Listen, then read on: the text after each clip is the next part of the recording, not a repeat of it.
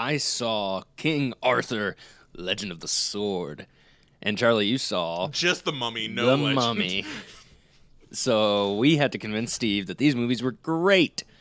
So we're up in the ante. Who will he believe? Let's find out. Are you ready for Movie Versus?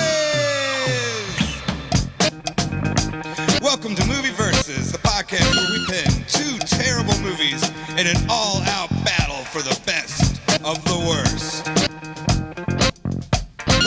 Here are your hosts, Tyler Lamb, Charlie Pixley, and Steve Janik. All on Movie Versus! Hey everybody, welcome to Movie Versus. My name is Tyler Lamb.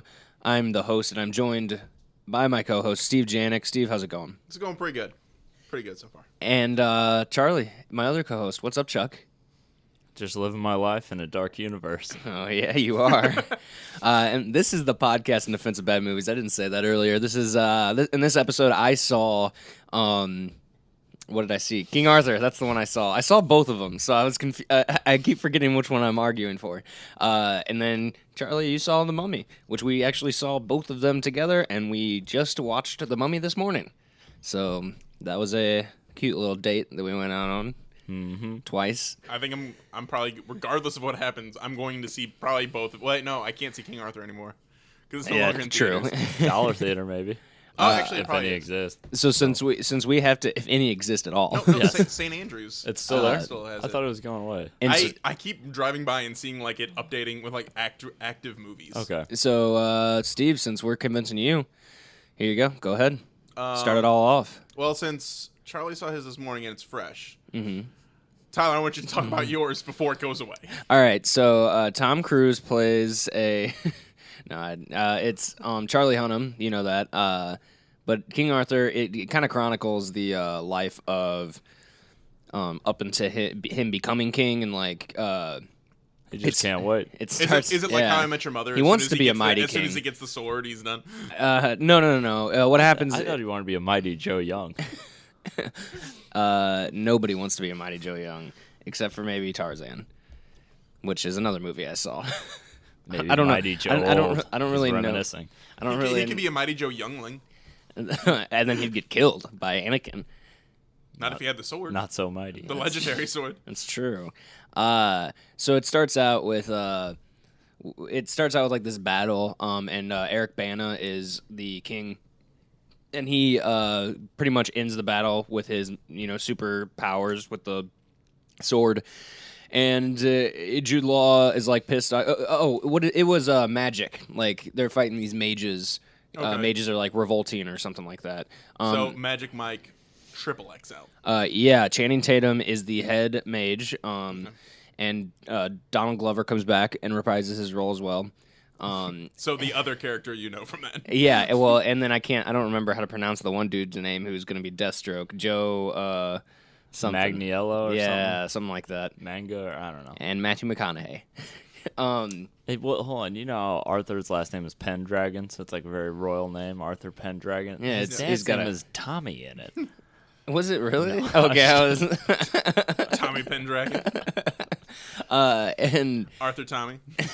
And so Jude Law is like pissed off that Eric Bana didn't die or something, I guess, and so he orchestrates a mutiny. And Eric Bana gets away with Arthur, like little baby King Arthur. I mean, he was probably like 3 or 4 or something like that. Yeah. And as he's getting on the ship, Eric Bana and the mom die, and so King Arthur, floats away. So he on this- survived the entire battle, but he dies getting on the ship. Yeah, pretty much. Did he like fall? Like, I'll get to that later. Okay. So then we get a so clearly a controllable arrow. We get a Guy Ritchie montage of Arthur growing up, and he basically to the song "Street Rat" from. It's a pure Kanye West soundtrack to this movie. So no, I'm kidding. It's not. I legitimately thought you were serious. Only that song you wrote to his daughter. Yeah, well, I don't know what that song is. You're the only one or something like that. Oh, Only One? Yeah, Yeah. I know what you're talking about. Yeah. Only that song though. And it's just played throughout the movie from start to finish. Mm-hmm. But they, so yeah, he like lives with a bunch of hookers or something, and he like protects them and makes sure that they don't, get beat up and stuff like that. How and old make is he their when money. this is happening? Without paying. I mean, when he gets there, how old is he when what's happening? When he's protecting the hookers. Well, he starts protecting them when he gets older. Okay. When he actually is Using the hookers? Well, no, strong enough to be able to be like, hey, this is a grown man that I can, you know what I mean? Yeah. There's the water, like, it's hard to explain without, really getting into too much detail, which I don't really want to do because then you just talk about it for too long. But the rock with the sword in it kind of makes itself visible to everybody, and so now Jude Law, who is now the king, is making every single boy come in and try to pull the sword. So he can immediately kill them? Well, yeah, pretty much. And the way they can tell if you've done it is they brand you. So, like, Arthur, and regular Arthur at this point, civilian Arthur, is walking around and he gets caught, like, somebody stops him and they're like, let me see Hey, you're an anteater. let me No. It's not Hey Arthur. They weren't Or an aardvark, my bad. Or what the fuck are they? I don't know. All I know is that there's that one picture of him listening to something. He has headphones on, but his ears are like, above it. Yeah. Nobody would lie on the internet. That's also from that show. Yes, it is. He's a bunny. Why would somebody go on the internet and tell lies? Yeah. But so they like say, "Oh, let me see your brain." He doesn't have it. And they're like, "Okay, get on this fucking ship. We're taking you to go try to pull it." And then he finally he gets it. He does pull it out, and then he, for the first time in his life, am I right, boys? I mean, he did live in a hooker commune, I guess. And then he gets captured by the king, and he's told like, "Hey, yeah, you're my nephew, and this is kind of the shit that happened." He escapes and ends up with this group of people that I think they used to work for the king, or like with the original king, so King Arthur's dad, and they help him kind of with one of the a mage. They kind of help him learn how to. Is the mage Merlin? No, Merlin's mentioned, but you never see Merlin. Okay. But they kind of like help him learn how to, use the power of the sword and all that stuff, and basically go back in and kill Jude Law and take the throne back. And what happened was, and he sees this in like a vision from the sword, that what happened that night was Jude Law, like, who sacrificed a loved one to get like these powers, killed the mom and the dad. And what Eric Bana did was he like in the fight he throws the sword up in the air after he knows he's like gonna lose, and so that the sword like penetrates him and he becomes the stone, which was kind of interesting. And yeah, it all comes to a final battle with Jude Law, and then afterwards, you see like parts of the round table being like the table's kind of halfway built. It's a semicircle at this point. Are you gonna talk about Vern Troyer as the mage? I know we made a joke about Vern Troyer being in the movie. I don't remember who I said he was playing. Was the mage. Oh, okay, that's what it was. Yeah, they used a paper towel for his robes. Just one paper towel. Not even one of those half sheets. You know how that. And his horse was just his rascal scooter with like a piece of paper, like a horse. No, just one of those toy horse heads with the stick on it. Oh, like the one he used in the cowboy music video for Kid Rock. Yeah, sure. Wait, what? Kid Rock had a different little person in his band. Everyone thought it was. Jesus. Wow, you piece of shit. Sorry, I forgot. But it was Gary Coleman. No, yeah, those. Don't belittle him. That's pretty much the movie. Yeah. Okay. Mm-hmm. All right. Charlie? Lots of Guy Ritchie style as well. Right, so I don't remember the one guy's name who's from New Girl. Is it Jake or something like that? The guy who's his friend in the movie. I don't remember the name of the character. I remember Nick was Tom Cruise, but I don't remember. The Oh name. wait, that's right, because I think Nick is his character's name in New Girl. Correct. I've never watched His it. name's like Jake Johnson or something like that. Okay, I'm just gonna call him New Girl guy or Okay. Nick Or whatever. Jake. You thought his name was Jake. Yeah, That is okay. his real name. So. I think his real name's Jake. I think Jake Johnson sounds familiar. Yeah. We could ask roommate Kevin. Nah, 'cause he knows. It's Jack Candy. That can't be right. John Candy's brother. Yeah, I don't know why they don't have the same name. You said Jack Candy. Jack No, Candy. Jack Candy. Oh, I think you said From those old Candy. like SNL skits.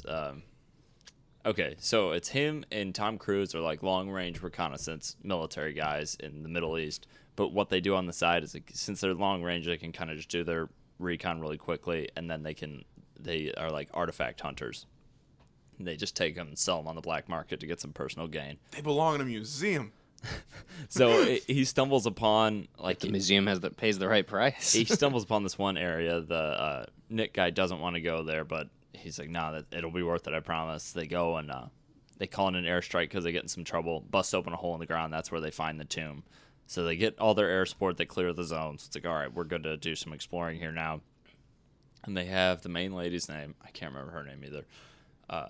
She is like purely an archaeologist. She's like, I can't believe you guys almost blew all this up, blah, blah, blah. But Tom Cruise is like, yeah, but you never would have found this shit anyway if I wouldn't have blown this up. Fair So enough. she's like, yeah, whatever. So they're exploring it, and it looks like a burial ground, and like in the trailer, eventually they realize that it's actually a prison. So they take up the sarcophagus, they're flying back in the train. Or they're flying back in the train in the In plane. the year 2025. Wow, we're Wow, pretty yeah, close. I was about to say Sweet. shit. You think we're gonna get flying trains by 2025? Yes. Steve, do you have blueprints already? Are you working on flying trains? And that's your. I plead the fifth. Cat's out of the bag now. So they're in the plane, and some crazy shit starts happening that in the movie that you don't see in the trailer. So the Nick guy, when they were down in the cave, got bit by a camel spider. Not Nick, Jake. But my bad. His character's name in New Girl is Nick. Oh, okay. I'll I say was Jake Johnson. Yeah, I was just Jake confused Johnson because got- Nick is. Yeah. Jake Johnson gets bit, and he's showing all these symptoms and stuff. And out of nowhere, you see him like digging in the sarcophagus. Everybody's just sitting down, just kind of minding their own business because it's a long flight. And he's sitting there picking at it with this knife. And the top military guy gets up and he goes over to him. And he's like, "What are you doing?" And he just stabs him in the chest out of nowhere. And, Oh my God. and it's to the point where he does it so casually that only Tom Cruise notices at first. Yeah. And then he's like, "What the fuck?" And then the dude just stabs him again right in the chest. And then other people are like, I mean, it's just like if I right now just stabbed you. Tyler would notice, but Kevin would just be like, what? He wouldn't have any idea what's going on. So get ready. So then everybody's like, well, what the fuck? And you see it like one of his eyes is completely whited out and everything, and he looks kind of undead, fucked up. And he starts swinging just his knife, but he's clearly... I thought you were going to say swinging his nuts. yeah, he's got his truck nuts on a rope. All morning start out with spikes and everything. And they're just starting to freak out. Tom Cruise shoots him down 3 times, goes up to the front cockpit. That's when all those birds come in the trailer. Right. Plane crashes. We get our... No, he didn't. Not at the plane crash. No, we don't get the... No, there's 2 famous yells. The one is when he's swirling around, he goes... "Ah, ah." But then the one when the plane's about to hit the ground, he goes... "Ah." Yeah, he did that one, and it phases into some other sound. But that sounds don't matter, but we were listening for them. Sounds don't matter. Those ones don't. So anyway, he wakes up. Wow, all sounds matter, Charlie. He wakes up. There's a brown note joke in there somewhere. He wakes up. He's like, what the fuck is going on? And he starts seeing visions of his that friend. And he's kind of undead, but he's telling you, like, hey, you're cursed. I'm cursed. We need to fix this shit. Or else I'm going to be stuck here forever, and you're going to get fucked over, and you're going to be stuck here with me, so let's fix this. So is he in like purgatory or something right now? You don't really know yet, but you just know he's cursed, and he's in the situation where like nobody else can see him. But he's not there all the time. It's just every now and then when he has to tell him something. So Tom Cruise is starting to see all these visions and everything, and he realizes that he's cursed, and he meets up with the lady again, and they're just trying to figure out what's going on. So Tom Cruise is like, hey, let's find the sarcophagus because he thinks that it'll help him, and he knows he can get her to help because since she's an archaeologist, how could she resist? Right. Some shit like that. And he's saying, like, this is your whole life's work to find this. You're not going to not go with me. He makes a good point. Yeah, so I guess I'll go into, man, there's a lot you can go into. So the sarcophagus, the prison belongs to this lady that was going to become the Queen of Egypt. And right before, like, her father was about to give up power or something, he just gave birth to a son. So then she gets that yanked away from her. Damn. Yeah, so then she makes this deal with Set, which is, I think it was Set, right? The god of death in ancient Egypt that, like, this mummy comes out and gives her this dagger that if she kills a willing person with it, that then Set will take that person's body and, like, come to the physical realm. And she'll then, like, be the Queen of Egypt and just supersede all that other power because then she'll get powers too. So she's back, and since Tom Cruise is the one that set her free, he's like the new target for the body to take over, if that makes sense. Because like, she thinks, like, oh, he set me free, so he's the chosen one. He'll gladly give himself up if I use his body. So they go to the plane crash, they find it, and she started out as like a full-on, basically a skeleton with a few scraps, but then each person she finds, she like kisses them. But they don't make it like a gross kiss. There are some of those later on, but it's just like she just sucks the life out of him. Like, kind of like the old mummy when he would get the jars and just like be filled in a little bit more like, as time goes on. Yep, and get a little bit bigger, and eventually she's back to full form. They have a fight in the forest. I'll skip forward some parts just so I'm not going over everything because I know I've already gone a little long now. But then they meet somebody you see earlier in the movie, Russell Crowe's character, and he plays Dr. Jekyll in it, and he's the guy who's doing like all this research on all the different monsters and everything like that. Right, because this was supposed to set up the full dark universe. Yeah, so, and in his office too, you see like a vampire skull, and then you see another skull which looked like a Frankenstein's monster one because it had like the head surgically cut the top off and everything like that. There were weapons that looked like Van Helsing type weapons. Yeah, there were definitely like different surgical tools and other weapons that were clearly made with silver. I think there's probably some that looked kind of like a werewolf skull in there as well. And he's just talking about what he tries to do. There was a you know how they like preserve like some skulls or brains like inside of that almost kind of like a pickled thing. Right. Yeah, there's one that that looked like it was empty, but it had a label that said Invisible Man skull. Did it? No, I just thought that would be funny. He had a jar with the Noid in it. So he's telling sorry, Tyler, you lost. So he's telling him like, hey, our mission here is like, he's like, evil is a real thing. We're doing our best to try and capture it, study it, see if we can get anything good from it, and then once we're done with it, just exterminate it and completely get rid of it. So they're really trying to set up for another Bang Busters. Yes. Very, very expensive League of Extraordinary Gentlemen. Yes. So, and actually, I heard that Sean Connery is coming out of retirement because he's like, you know what, to play Bride of Frankenstein. Yeah. So, and in an interesting part, well, to mention too, the lady actually works with him, and it's kind of trade off in that she doesn't like what they do necessarily, but he funds her excavations and things like that. So it's kind of a symbiotic relationship. So. Let's see. Hey, a little side thing. Earlier, did you say Benicio del Toro is signed on to be in these movies? No. Oh, okay. Javier Bardem. Oh, okay. My bad. Because I was just thinking, I was like, wait, wasn't that motherfucker Wolfman like a while back anyway? Okay, continue. They said they want The Rock for Wolfman. Jesus, that's going to be a huge wolf. Yeah. Yeah, dude. The Wolfman's going to be larger than Frankenstein. Jesus. Hey, at least Frankenstein's monster. Javier, sorry, everybody who's like real angry about Frankenstein. If Javier Bardem is Frankenstein, at least you don't have to worry about like understanding him other than just fire. Well, and throwing little girls into wells. Yeah. But he didn't have to lakes? say. He doesn't have to say anything though. He says that. Other than get lost. So Russell Crowe is talking to him. He's like, "Yeah, you've been cursed, and that's why we're gonna let her kill you, and then we'll chain you up beforehand, and then we'll just kill you. And Tom Cruise is like, Well, what? not let him kill, not let her kill him, but let her put Set inside of his body. Yeah, which is killing Cruise though. Like, yeah, okay, yeah, fair enough. more or less, or at least that's what we think so far. And he's like, no, how about we don't do that? He's like, no, and he's like, no, that's what we're gonna do. And they have the mummy chained up at that point from that forest fight, and they're through certain methods they're keeping her from like breaking out and everything. Well, shit goes wrong. The mummy gets free, and then it's You don't say. Yeah, and then it's a battle to find on the dagger. There's like a gem and then a lay gem, and the dagger have been separated over time because the Crusaders got a hold of the gem somehow. So it was in this burial site in England. So that happened to be there already, but then they brought the dagger with them. They didn't know that the gem was there yet. So it's like, oh fuck, these things are really close now. That's not good.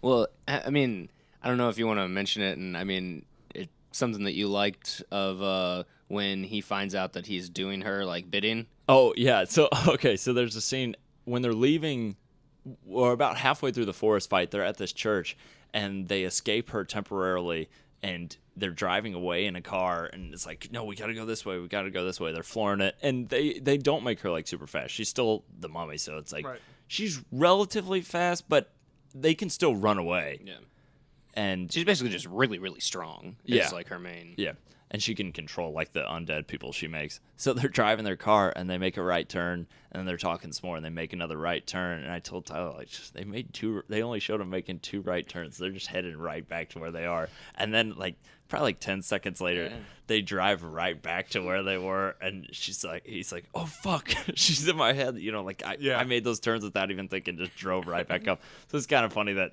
they actually did that intentionally, and we picked up on it, because I would have thought that was kind of stupid. Oh, yeah, it did just seem like it was like, oh, the only turns they showed just so happened to be 2 right turns, because it wasn't like right after one another. It was like a driving scene through forest, like they're cutting, and they didn't linger on it like, oh, this is important that they're making a right turn. It's just like an action movie, like, turn right. So that was kind of neat. So you get to the final fight. Do you want me to just tell you or no? Hold off on it, because we might talk about it later, but I haven't decided yet. I kind of already said what happens at the end of there's still movie. more in how certain things happen. Yeah, true. I do want to watch both of these movies, Tyler, but I probably will see this one soon, because I knew I was going to see it. Okay. I just because I know I'm going to see it soon, I might try to not spoil it. Gotcha. Sorry. All right, so what do you got? So Tyler, both of the I guess the previous incarnation of King Arthur and the Mummy were both kind of action comedies. Okay. Like the Mummy definitely was a little bit more comedy than action, but King Arthur was not without its jokes. Wait, what was the last King Arthur movie? I don't know. Like the Clive Owen 2004 one. Oh, okay. With Keira Knightley as Guinevere. Mm-hmm. Okay. So wasn't that just called Your Highness? No, that's the Natalie Portman thing. Oh, I always get them two mixed up. Do you? I do. So in Black Knight, doesn't Keira Knightley play one of Padme's like handmaidens in Phantom Menace? She might, because they look so much alike. I don't think so. I'm pretty sure Keira Knightley's the one that's in Pirates, right? Mm-hmm. Yeah, I think she plays. That was like one of her first roles. Anyway, Martin Lawrence. What was the best joke in your movie? Well, one that I can remember off the top of my head, it's because Guy Ritchie's just editing style and how like editing and shooting style with a lot of stuff. For those who don't know, he did like the Sherlock Holmes movies with Robert Downey Jr. He did Lock, Stock, and Two Smoking Barrels. Snatch, I'm pretty sure he did. Yeah. Man from U.N.C.L.E., which was really good. Snatched. Yeah, Snatched. Which is how that is pronounced. Yeah. Well, I had to show the difference. No, I know. But one of the jokes that I remember was the mage goes up to the guy from Guardians of the Galaxy, and the guy that's like, who? I think it's like Jimon Hanzo or something like that. I don't know his name at all. Jimon. Jumanji. No, it's like Jimon Houston or something like that. Yeah. His name is Jumanji 2 Zathura.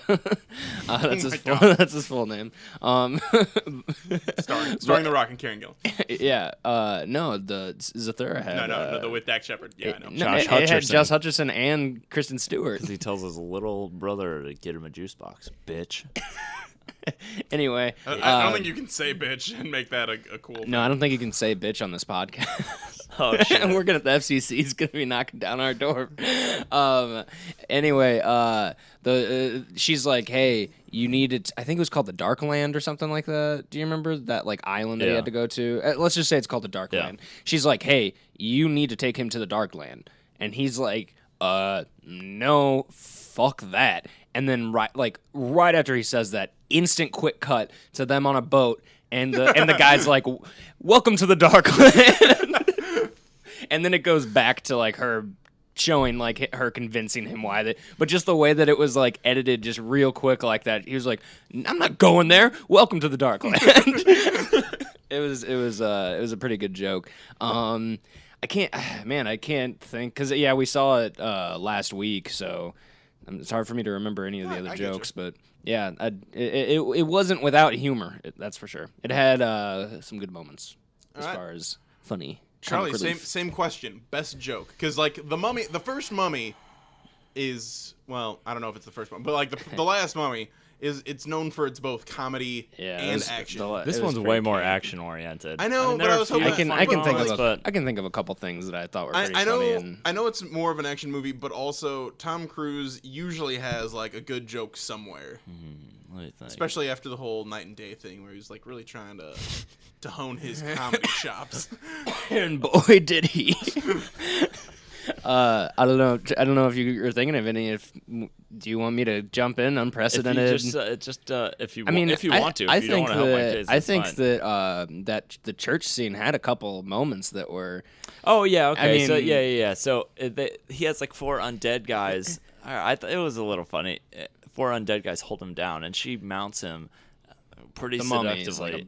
But it's also gross because like half her body's decayed. Half mummy still. Yes, and licking him up and down, and she's about to stab him with this knife and stops because she sees that there's no gem on top, and then it just pans over to the lady. She's just like, oh shit, like the archaeologist friend. Oh shit, and then Tom Cruise is looking at her and he's like, get the fuck out of here.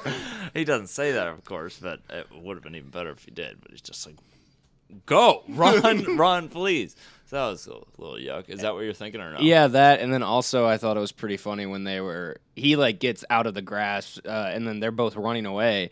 And yeah, you're right. Do you want to say it? Yeah, then? I can. I remember the van. So it's right before they do the 2 right turns. They're running out of the church, and she starts running where the camera is like following, I would say, and then Tom Cruise is just like starts going the other way and just runs and gets in the car and starts driving away. And she runs up to him, and it's like, were you just gonna leave me? And he doesn't even say no. He just doesn't like, respond. We need to go.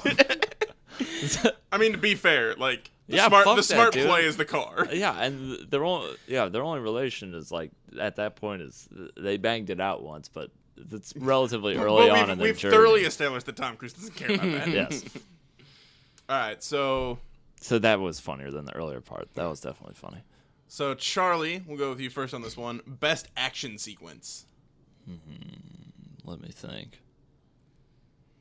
There's a scene where there's a shit ton of undead characters swimming after him, like a swim chase sequence. That was kind of unique because I don't think I've ever seen that before. There is that scene. It was a little unbelievable to me though, because I mean, Tom Cruise had to come up for air after only like a minute. Yeah, that was bullshit. And I know for a fact that man can hold his breath for like 10 years. Since the last movie he made. Yeah. There's a fight scene when Jekyll turns into Mr. Hyde between him and Tom Cruise, which is kind of neat seeing Tom Cruise and Russell Crowe fight each other. At any point, does the curse like provide him with any special powers, or is it just for the fact that he will be the god, the god of the dead? I won't go into that, but the fight scene between him and it's weird saying the mummy, I guess, but Amenet, the lady.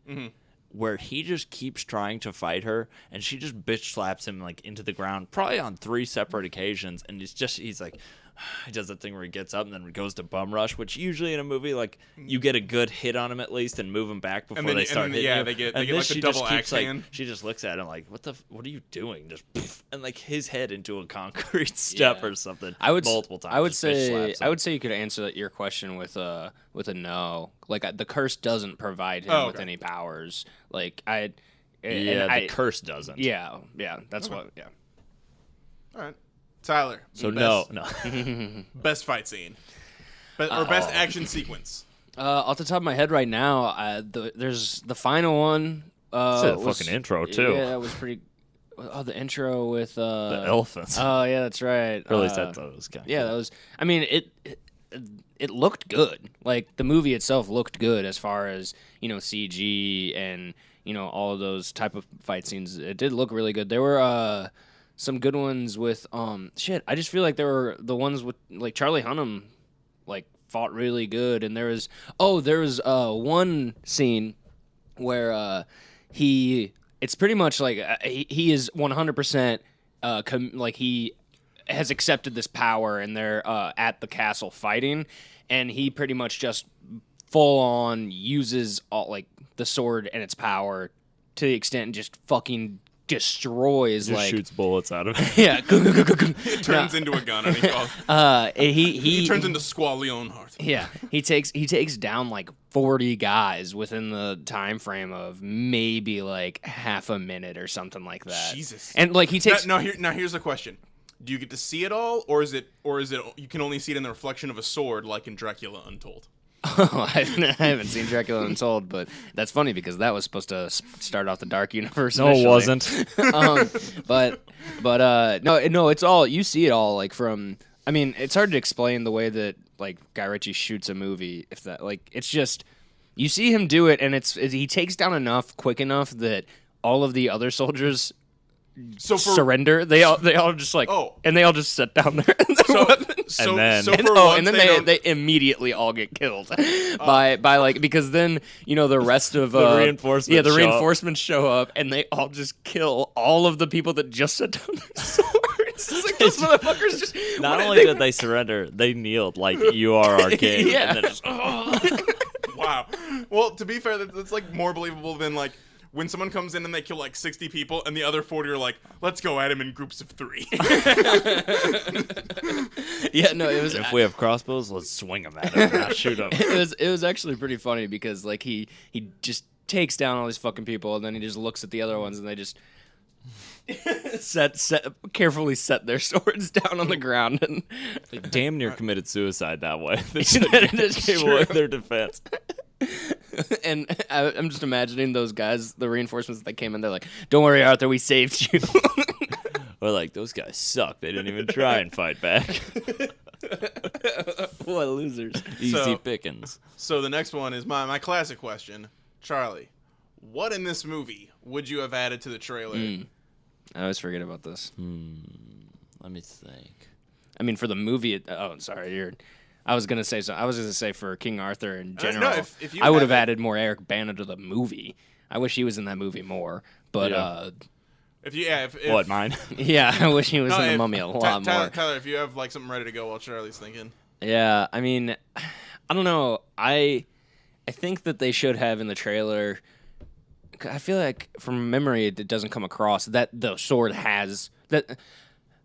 Going into it, I wasn't really knowing that there was going to be like this mystical magic element of the whole movie. Even in the trailer, it looks like he's super spooky, but that doesn't necessarily have to be like a thing about the sword or anything like that. But I know what you're saying. Like it almost kind of they focus more on the sword and what it can do. And not just that, just the magic in general. The fact that there is like, I mean, obviously we know it's King Arthur, so Merlin was probably going to be in it, but just that whole like mage story and like how there's all this stuff. Yeah, because honestly, I think that the trailer made it seem like it was like, oh, hey, this is going to be like a real and gritty King Arthur. No, like the other King Arthur, where it was like they talk about it, but they in some of the versions they almost refer to Merlin more as like an alchemist or just like a knowledgeable man who like does chemistry or something.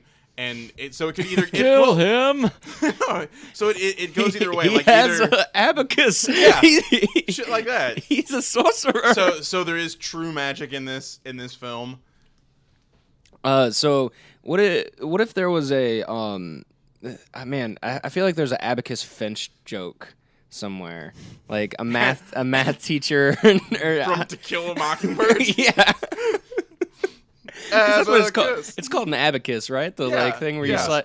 Yeah, I feel like there's some. Because, like, the only joke I can think of is where it's just like Something about like, the color let's of the talk to- beads. Like, let's talk to Abacus Finch. And it's just like that dude, like, but as an abacus, like an abacus person. Maybe if I own an abacus one day, I'll name it Abacus Finch. So then when everybody. Why would you own an abacus? No, Like, why would you name it? That was my second question. For the joke, guys. I know how I would no, answer my question. and it always comes up organically because it's like, why do you own an abacus? Oh, Abacus Finch. Like, Exactly. Or somebody is talking about, oh, hey, how many of such and such is that? And I go, oh, just go over there and use Abacus Finch. Charlie, please rescue this. So I was gonna say, in my trailer, I think I would take away some of the horror aspects from it and put in more action, if that makes sense in that. No, because it does look freaky. The trailer makes it seem like really intense and kind of like spooky. Spooky, scary. They're really the jump scares There in it were aren't some- even really there- jump dude, scares. They're just like action scenes. There were lots of spooky skeletons, too. There were lots of spooky skeletons, but there weren't lots of like just like normal jump scares. And any of the things that were quick, I guess there were maybe 2 of them that were set up like jump scares, but a lot of them were just like action sequences. So I would have played it more as an action movie and less as like a semi horror movie. And then I don't know, maybe put a little bit more of the lighthearted scenes in there too.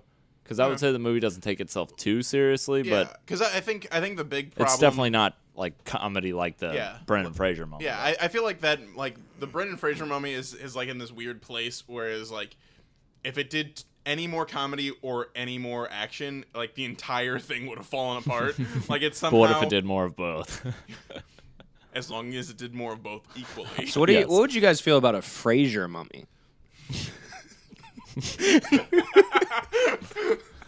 And he's laying down on the psychiatrist couch wrapped up. Yeah, and the dog is like one of his minions. I don't know. No, it's one. It's a jackal. It's a jackal. Yep. That's what I was about to say. Sign me up first of all. So that's how I would change my trailer. Okay. I think we're good. I think we're good for some final thoughts then. Okay. Any extra? Because I don't have a good comedy question for this one. Fair enough. I apologize. I think it's because I legitimately want to see both of these movies. I think that some final thoughts. I know Charlie. We kind of mentioned this after we walked out of the theater. This was pretty much almost exactly what you would have thought it was. A movie about King Arthur directed by Guy Ritchie. Like, Yeah. it was 100% that. Like, there was no like any preconceived notion you have of what that kind of movie would be. It is exactly that. Had you not been told, you would know. The only Yeah. problem I'm having is that I'm imagining like dynamic cuts with like the sound of a gun barrel, like from a revolver, like spinning. Oh. Like that's the only thing that shouldn't be there. I mean, yeah, there's Not with guns. yeah, there's like those weird I don't like almost like a shot where the guy, like, what's his name, Charlie Hunnam, would be wearing the camera, and then the camera has like an auto stabilization thing, so like as he's moving around, the camera is moving too to like match him, and so it's not shaky, so it has that weird like almost kind of like it's zooming in and out, but it's really just it's that So kind you're of telling me it's Hardcore Henry 2. Yes, yeah, it is. Wait, that movie's Hardcore Henry too? Yes. Yeah. Oh, shit. It's called Hardcore Henry 2, the Henriest. not the hardcorest, which is also not a word. But yeah, it wasn't bad. It was fine. It was Final thoughts, not real thoughts. no, yeah, that's what I'm saying. Like it was It was a fine movie. Like, Okay. I would. I know that fine movie for you is high praise based on your new movie thoughts. It was Dude, I said it was fine. It was a Guy Ritchie King Arthur movie. You know, and with Charlie Hunnam. Like, Charlie Hunnam is a fun actor, if that makes sense. Like, he's a good actor, and he's good at being and like. I do like Jude Law. Yeah, you can never. The true J Law. Mm-hmm. Yeah. Jude Law is to always be fair, pretty you're good. removing less letters to get there. Yeah. That's how much he likes him. He has to say his name as fast as possible. Law. Yeah, J-Law. Usually just call him. I don't even know if that'd pick up on the mic. I don't think he did. For those that didn't I know, heard a said, whisper. Turn up the Something's volume. fucked up with my phone. But yeah, I just final. Yeah, I mean, Charlie, final thoughts. I'm excited to see where they go from this. Which, if they do, well, because they went all in. I mean, it does the Universal, which I thought in my head, it's like, man, I'm surprised they didn't do black and white for the Universal wrapping around the world. Yeah. And then it keeps going, and then it's Dark Universe. yeah, right and the at very Earth beginning. turns It's like eclipsed black, kind of. So yeah, they're going in on it. I know. It's made And it a even shit said ton like of money. it even said like already. it said like produced by Dark. Yeah, yeah, their own studio now. Oh wow. yeah. So they're, yep. This is they're not waiting to see. What was the money? I know that I saw that the production budget was around like 125 million, and it's already made like 175 or something like that So worldwide. It'd be which interesting next worldwide, week that's though to see how much it'll like second week. Yeah. Wait, did it come out this week or last Yeah, I week? think it came out No, this it came out weekend. Friday. Yeah. Okay, so I'm interested to see how it goes into the Like next its staying weekend. power, But like they did do a good job of not putting it up against opening weekend of Wonder Woman.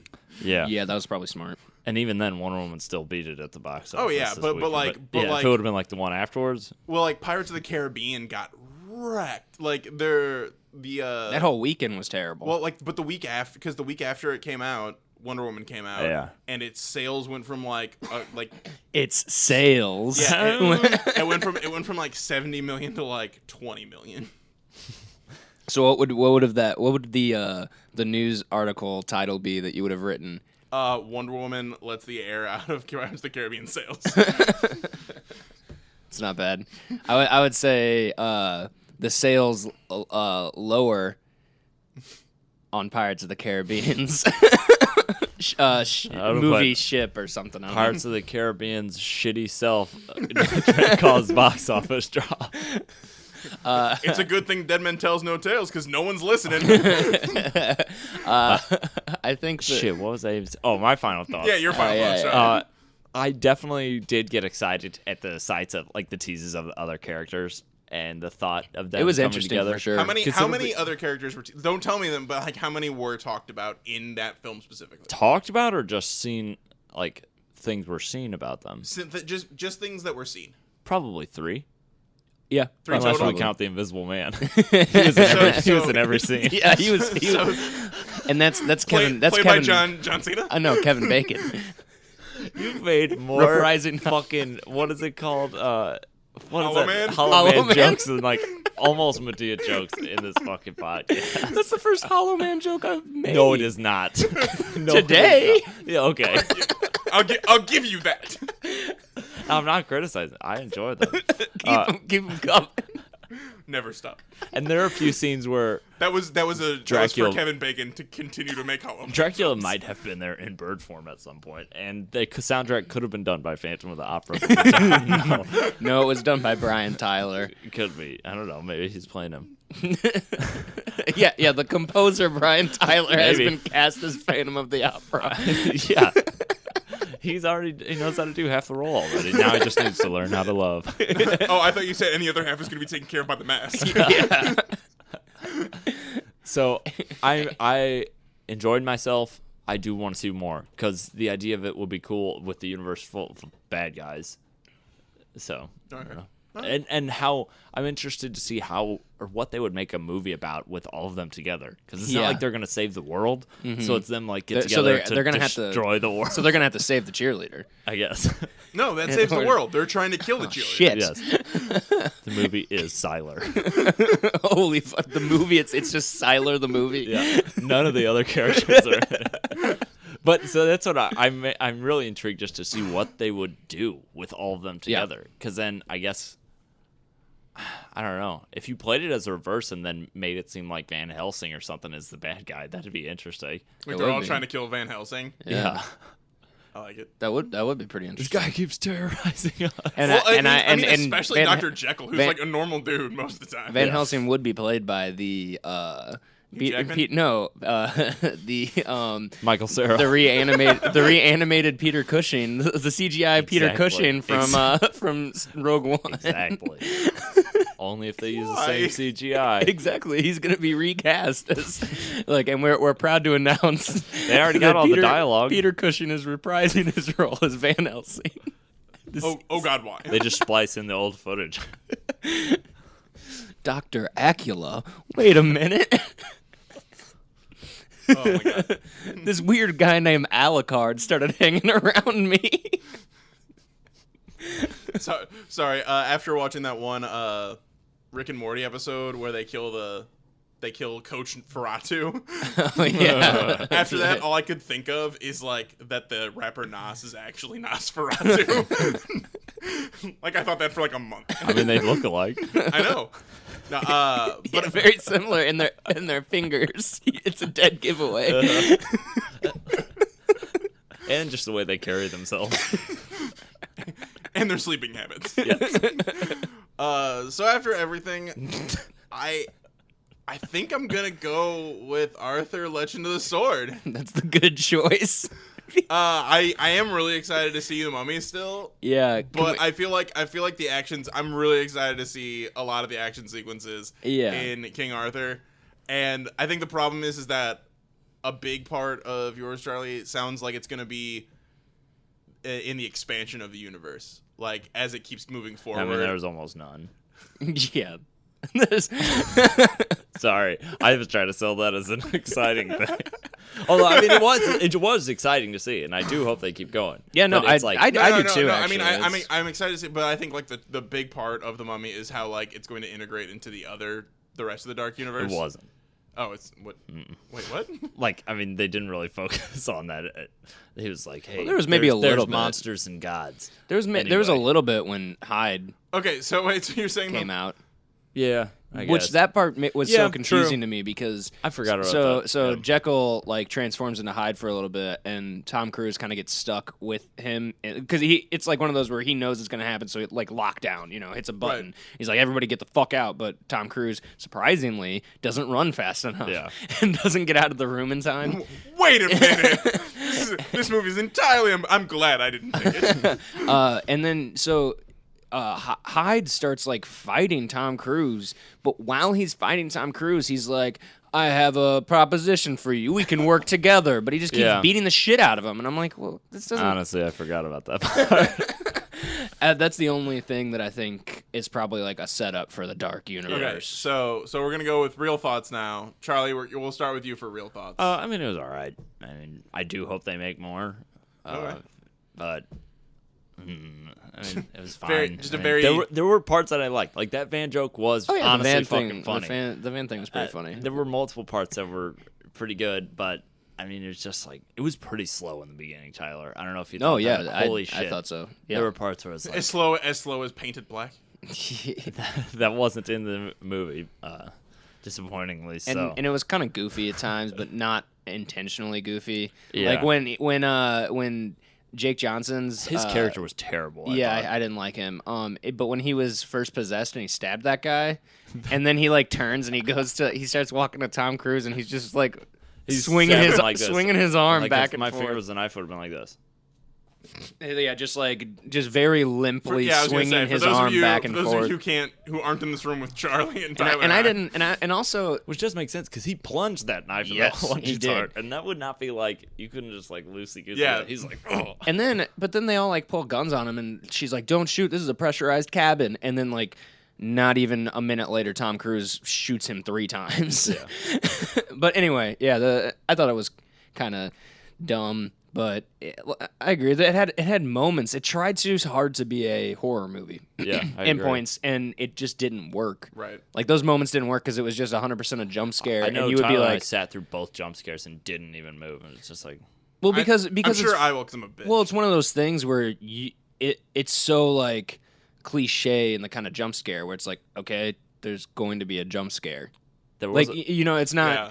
Like you see him coming a mile away. Yeah, I mean, there's like the music, all the sound stops, and then it's like really quiet, and they kind of close in on a dead body. Yeah. Oh wait, it ain't dead. Yeah. Although Tom Cruise does punch through one of their faces, it's like through the lower jaw, and he's like, "Fuck," because it's still alive, like on his arm, so he just like rips its head off. That was kind of cool. Yeah. There were some good like fun sequences, but I agree with what you said. It should have been more lighthearted. I think you might have said that earlier. Not even so much lighthearted, just less trying to be horror and more just action. Just like an action-adventure movie. Yep. That's The Mummy. Yeah. Right. I wish we would have seen The Mummy. Was there ever a giant wall of sand with the mummy's face in it? Yes. No, not with the mummy's face in it. Well, I guess it depends on if you consider her the mummy or not. But her face wasn't in the sand. At one point, there was a face in it. Oh, really? Mm-hmm. Oh, I don't remember that. Okay, yeah. Well, I must have looked away or something. Because it was in the trailers and they showed that same scene and where he goes for a second. It's like a second.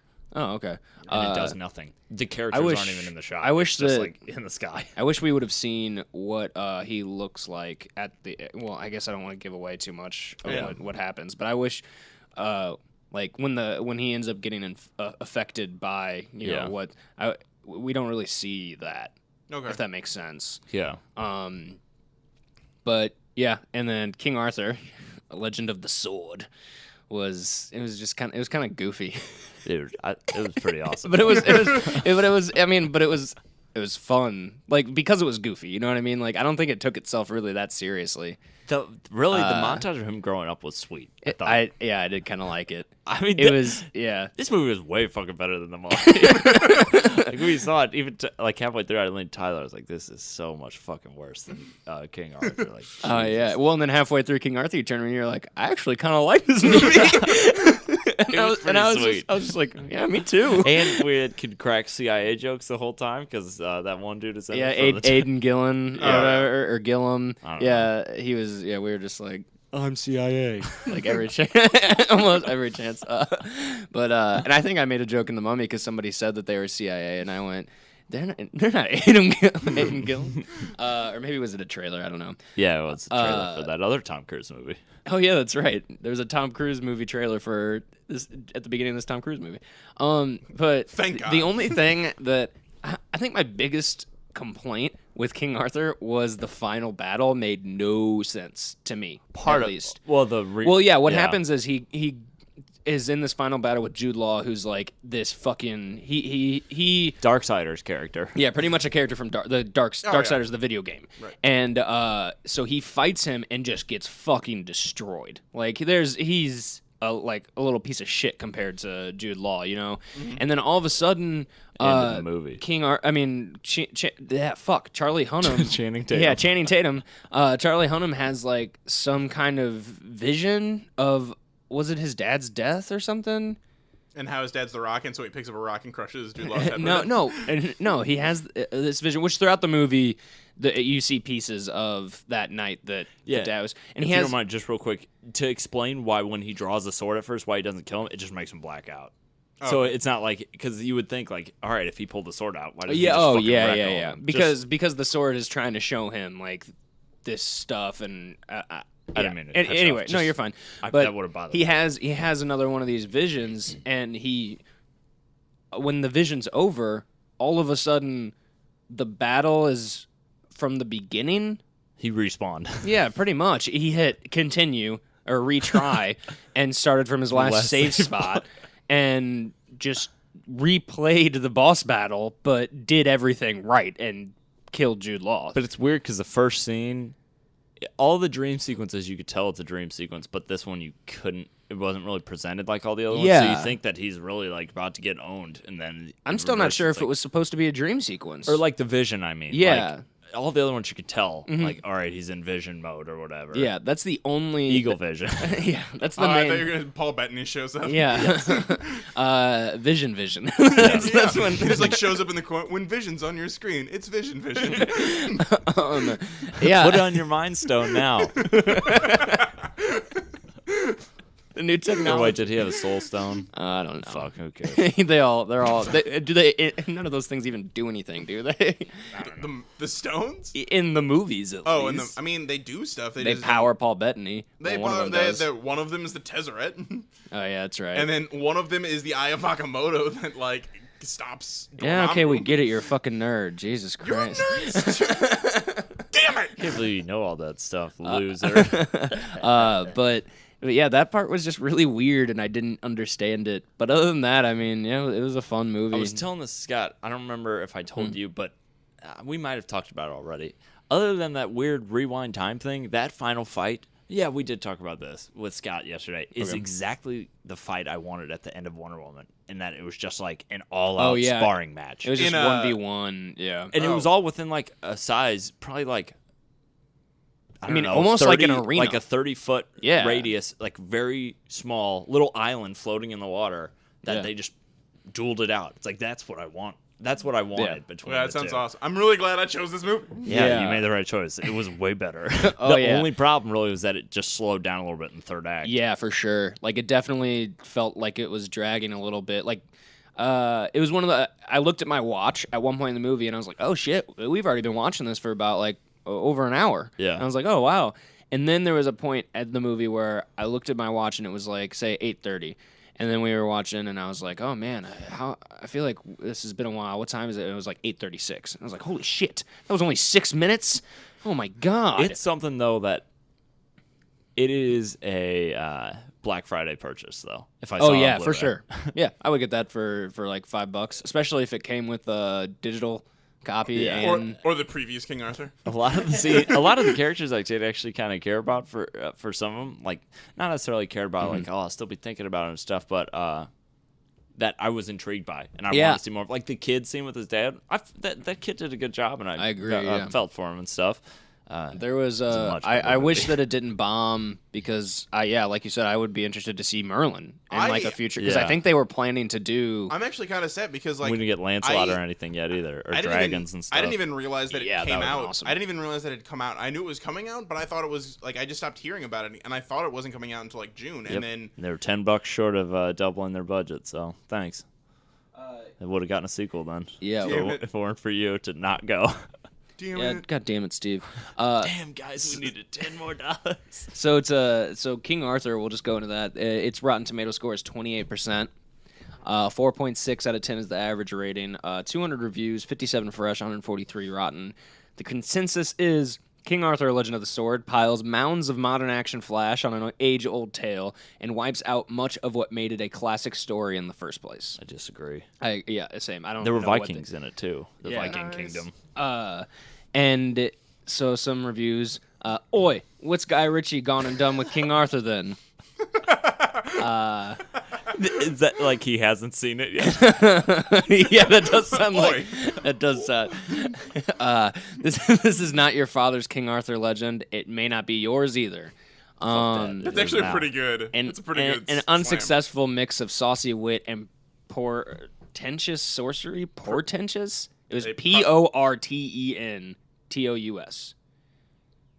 I've never seen that word. Not off the top of my head. I know I've heard the word portent, but I don't know. I don't remember. That's important. King Arthur is not the stuff of legends. Ooh, burn. Got him. But a positive review. We got Ritchie has gleefully set this time-worn character in an environment where narrative logic has no purchase. One name for this environment is Subconscious Dreamscape. Another is Mosh Pit. I mean, dude, other than that rewind time thing, I thought everything was pretty straightforward and clear. I agree. This guy pretty much said that it was unnecessary but forgettable fun. Not a must-see film, but it's pure popcorn entertainment. which I would say I'd agree. I would agree that it's not must-see, but I don't know if it was the same guy that said that it was forgettable. I don't think I'd forget about it, really. Okay. A very funny film, a unique interpretation of King Arthur's legend that I doubt will be imitated in the near future. And so that's all we got there. Yeah, I do wish we'd get another one. That fucking sucks. So The Mummy is at a 17%, with a 4.3 out of 10 being the average review rating. Bring back Frazier. It's just like a bunch of bring back Frazier. And and they're talking about the wrong Frazier. I know. Reviews counted 189, Fresh 32, 157 Rotten. The consensus is lacking the campy fun of the franchise's most recent entries and failing to deliver many monster movie thrills. The Mummy suggests a speedy unraveling for the dark universe. It'd be funny if it said lacking the campy fun of the franchise's most recent entries and also lacking Rachel Weisz, like the franchise's recent. Yeah. Honestly, as much as that the last one, as bad as the last one is, there is a joke at the very beginning because at the very beginning, her character Evie. Maria Bello, who's now playing her, she has written a book series about their adventures doing that sort of thing. Yeah. And she's like doing one of those like public readings. Yeah. And this one woman asks she's like, did all of this really happen? And Maria Bello says, it feels like it happened to a different person. And I died at that joke. I was like, that's a really good joke. That's one of 2 movies that I've ever walked out on in theaters. What, Curse of the Dragon Temple? Or it's Dragon Curse of the King? Dragon Temple. Yeah, it's like the Dragon Tomb yeah, or something. Curse like the Dragon Tomb or something. I don't know. Yes, but yes. That movie's real. I've only Because ever then I got walked to- out of Mamma Mia. That's all I've ever walked out of. That and 9 Lives for me. That's it. What about you, Steve? Any movies you've walked out on in theaters? I don't think so. I would have stayed through Mamma Mia if The Dark Knight wasn't playing. Hey. Because that was this movie fucking sucks. Let's just go over and watch The Dark Knight again. That's what I did too. During 9 But I didn't watch it again. I just saw from the scene where the dead mayor's body swings down Okay. and hits the glass. Yeah, That's what I was watched lucky it that for. the showing was it was just about to start. Yeah. So with The Mummy, I sat through Hamlet too. Hey, I liked Hamlet too. It I don't wasn't remember. bad. Steve, what have you ever walked out of a movie? I don't think I have. You think your money is? No, I just commit to I don't walk out of movies if I've paid for them, just because if I've paid for it, I'll watch to the end. But there have been movies that I've stopped watching on TV, and that's also fairly rare. If I start watching a movie, if I have the availability, I'll just finish watching it. The only movie that I know for a fact that I stopped watching to watch anything else was Little Man. It was coming on TV, and I was like, well, I'm not gonna pay for it. I started watching. I was like, this is just fucking terrible. I can't even. I feel like that's on the list of movies that I was wanting to eventually assign one day. I guess you still could because I've never seen it. I've never seen it either. I've actually never seen it. I just saw the very beginning, and I was like. No amount of clunky. Oh, sorry. These are the reviews for The Mummy, not Little Man. No amount of clunky expository dialogue can untangle this mess of bones, bandages, and bald commercial What about cynicism. suppository?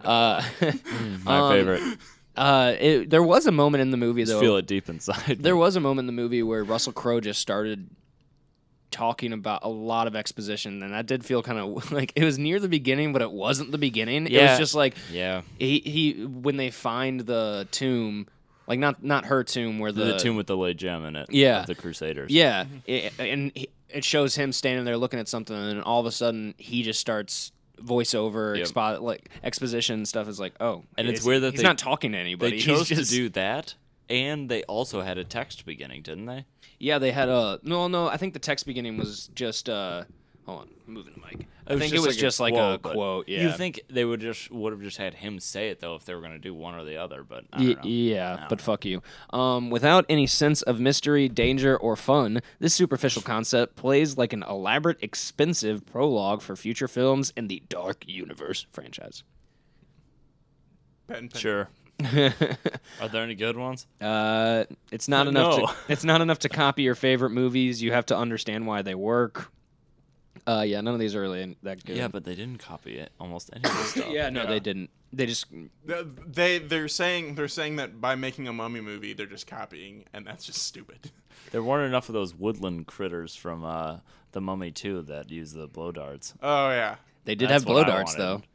Yeah, they did. Was That part was hella funny. Back in time when she's about to kill the original chosen one to like make him the sacrificial body, she's about to drive the knife and she just gets like lit up with darts in her neck. Yeah, and then they just stabbed the dude that she was like. It was kind of funny because it looked like she like lured him in to fuck, and then while he was asleep, after like they banged, she was gonna stab him and get him converted.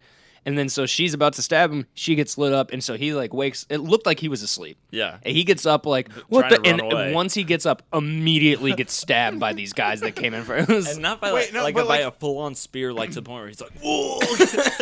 But you said the person dying had to be willing? They keep like none of the people that are about to be to be killed don't seem willing. Well, she keeps saying like you have to give in though. I guess. Oh, okay. Yeah, because I don't remember. I think he was though still. But like given more of like an inevitability thing, up, he's like, "Oh fuck this!" I gotcha. Got wrecked hard. Is there anything else we want to touch on these? Oh, there was something I wanted to mention in the cast. Upon second viewing of Wonder Woman, I did notice that there's a scene when they're running on the airfield. I won't go into any spoilers or anything, but Dr. Poison's fedora blows off in the wind. And then about a minute later, she has it again. So during all this chaos, I like to imagine she was like, "Fuck, no, wait, everybody, where's stop! my fedora? I gotta look classy." Like brushing it off. Put it on. All right, let's escape again. Brushing it off a little bit, giving a little dust down. Yeah. There we go. Well, and she can pull the feather right out of it and use that to dust it off and tuck it right back in there.